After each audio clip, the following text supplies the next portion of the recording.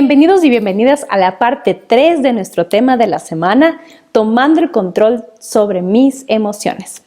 Esta semana hemos respondido a las preguntas de cuánto y cómo me afecta la manera en la que los demás me ven y por qué me afecta lo que los demás dicen de mí. Pero si te lo perdiste, esos videos están subidos en nuestro canal de YouTube. Entra a YouTube Grow Montevelo. Ahí están todos colgados. Cuando le entregas el control de tus emociones a esas personas y a lo que ellas dicen de ti, es más o menos como estar en una montaña rusa. Las palabras bonitas, esas palabras que te hacen sentir bien, es como cuando estás subiendo en la montaña rusa, pero de repente hay unas palabras que te lastiman o que te duelen y caes en picada, como probablemente te pasó a ti y también me ha pasado a mí. Quiero contarle, mi hermano, un pedacito de la historia negra, de la historia nuestra, caballero, y dice así. Hola, y hoy te quiero contar un poco acerca de mi historia. Y mi niñez relativamente fue bastante normal. Sin embargo, había una área que era un poquito especial para mí. Esa área era el tema de las clases. Yo no era un muy buen alumno. No era el mejor, no sacaba buenas notas, no sé por qué, pero no me gustaba mucho el tema de los deberes y de estar ahí en eso. Comencé a crecer de esa manera y tanto mis papás como mis amigos siempre estaban como criticando o comparándome tal vez en esa área. Como no era muy bueno, yo empezaba a sentirme menos en algunas áreas, en algunas cosas. Fui creciendo y mi adolescencia no fue muy diferente. Igual trataba de no sentirme comparado con otras personas o de no sufrir por eso, pero sin embargo era bastante complicado. De una u otra manera siempre las comparaciones que llegaban a mi vida me hacían sentir menos. Así que decidí comenzar con algo de deportes y empecé a jugar algunos deportes, varias actividades para poder de una u otra manera cubrir eso, por así decirlo. Entonces, al entrar en deportes, de igual manera siempre había alguien que era mejor y siempre tendían a compararme. Varios entrenadores que tuve comparaban de una u otra manera mi desempeño con otras personas y eso hacía que no me sienta tan bien. Así que me iba mal en clases, por lo tanto me comparaban y sufría por eso. Me iba mal, bueno, no mal, pero me sentía mal al entrar en algún deporte que no me fue tan bien, así que decidí intentar en el amor. Y bueno, la primera novia que tuve realmente no me fue muy bien tampoco, porque ella consciente o inconscientemente también me comparaba con algunos amigos, con otras relaciones que había tenido y encima de todo era una relación a escondidas, es lo peor que puedes hacer. Entonces, bueno, me iba mal en la escuela, me iba mal en el tema de deportes o de otras actividades, pero me iba mal también en el amor.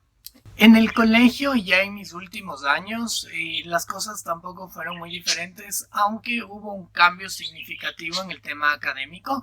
Ya no me iba mal, entonces por eso ya no sufría tanto. Pero en el tema de deportes o de relacionarme con otras personas y en el tema sentimental, habían varias personas que me importaban mucho. Le daba mucha importancia a lo que las personas decían de mí, por lo que empecé a hacer ciertas cosas que tal vez no estaban bien. Las hacía por tratar de sentirme diferente para que no me comparen con los demás, pero a la final terminaba siendo igual que todos y a la final también eh, estuve y adopté malos hábitos, acciones que no eran correctas y estuve así por algún tiempo. En la universidad las cosas no fueron tan diferentes.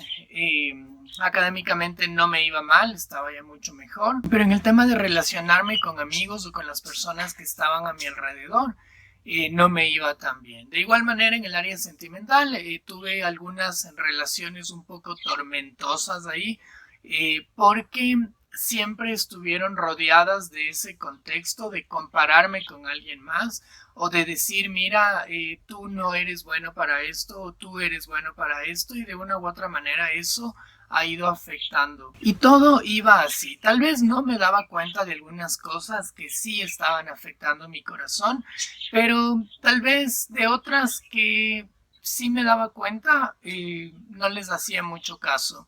A los 21 años tengo la oportunidad de empezarle a conocer a Dios y en ese proceso, en varias conversaciones con un muy buen amigo mío, entiendo algunas cosas. Y algunas de las primeras cosas que empiezo a entender es que tengo un propósito, de que por primera vez puedo sentir que alguien me creó con un propósito. Por primera vez siento que de una u otra manera soy creado de una manera especial para alguien y que cumplo un propósito específico. Leía versículos súper lindos, por ejemplo, Primera de Pedro 2, 9 y 10, que en resumen dice: antes ustedes no tenían identidad. Y cuando leí eso, llegó a mi corazón de una manera súper fuerte, porque mi identidad muchas veces dependía de las personas que estaban alrededor o de lo que otros opinaban de mí. Y al leer en el texto que decía: antes ustedes no tenían identidad, pero ahora ya la tienen, y un poquito antes dice: porque ahora son nación santa, pueblo adquirido, real sacerdocio, para ya no vivir en la oscuridad, sino vivir en la luz. Entonces eso realmente llenaba mi corazón. Y así iba leyendo varias verdades en la Biblia que Dios me iba hablando de muchas maneras.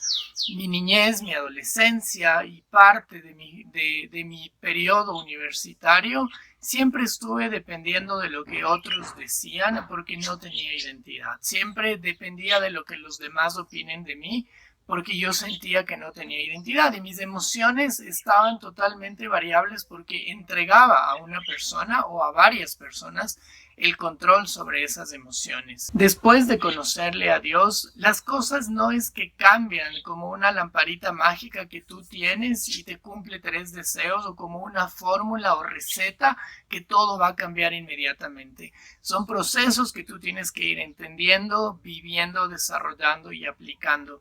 Después de conocerle a Dios, también he tenido situaciones en las que he entregado mis emociones a otras personas y las consecuencias han sido súper duras.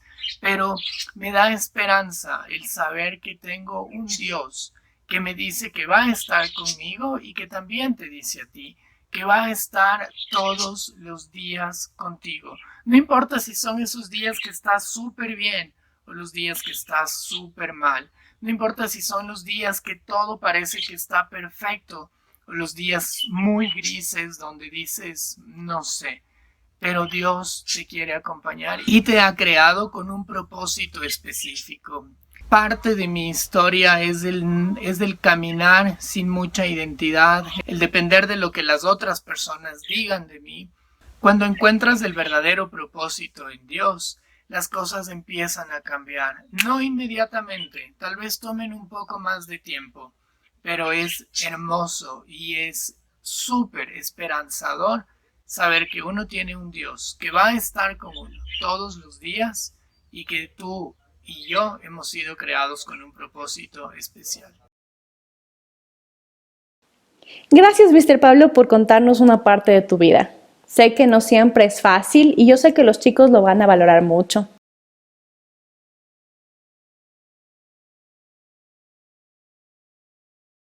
En primer lugar, Dios nos creó con un propósito específico a todos. Y es tan importante que nosotros podamos descubrir ese propósito. Hay 2 versículos que a mí realmente impactaron mi vida cuando recién empecé a conocer a Dios. El primero está en Isaías 55, 8 y 9, cuando el Señor nos dice que mis pensamientos y que mis planes y que mis caminos no son los pensamientos que Él tiene sobre mí, porque sus pensamientos y sus planes son muchísimo más altos de los que yo puedo tener. Otro versículo que me llamó muchísimo la atención cuando recién empecé a conocer a Dios está en Primera de Pedro, capítulo 2, versículos 9 y 10. El Señor nos dice ahí que nosotros somos un pueblo adquirido por Él, que somos una nación santa, que somos un real sacerdocio escogidos para compartir la bondad de Dios hacia otras personas y que de esa manera ya no vivamos en la oscuridad, sino en la luz. También ahí nos recuerda que antes no teníamos identidad como pueblo, pero que gracias a Él y su sacrificio, nosotros ahora tenemos una identidad como hijos de Dios. En segundo lugar, nosotros debemos vivir en libertad. Esa libertad que nos da al relacionarnos constantemente con Dios. Gálatas 5:13 nos dice que Dios nos ha dado una libertad, pero que no utilicemos esa libertad para hacer lo que a nosotros nos dé la gana, sino que por el contrario, con esa libertad nos amemos, nos ayudemos unos a otros. En tercer lugar, debemos impactar positivamente nuestro entorno con nuestro estilo de vida. Tal vez es el desafío más grande. En la Biblia, Juan 15:16 nos dice que nosotros no le escogimos a Jesús, sino que Él nos escogió a nosotros y que por lo tanto Él espera que produzcamos un fruto duradero. Estos 3 puntos que te he compartido en lo personal a mí me han ayudado un montón en innumerables ocasiones de mi vida. Es por eso que espero que a ti también te puedan servir tanto como a mí. Chicos, lo que Mr. Pablo nos acaba de contar es completamente cierto. Pero el día de hoy quiero dejarles con esta idea. Tomar el control de nuestras emociones implica dejar de escuchar esas voces de quienes creen conocernos para escuchar la voz de quien nos creó. Y así dejar de vivir en esta montaña rusa de emociones, donde siempre estamos reaccionando bien, reaccionando mal, reaccionando a lo que los demás dicen. Por eso es importante que recuerden el versículo de esta semana. Yo soy Dios, tu creador.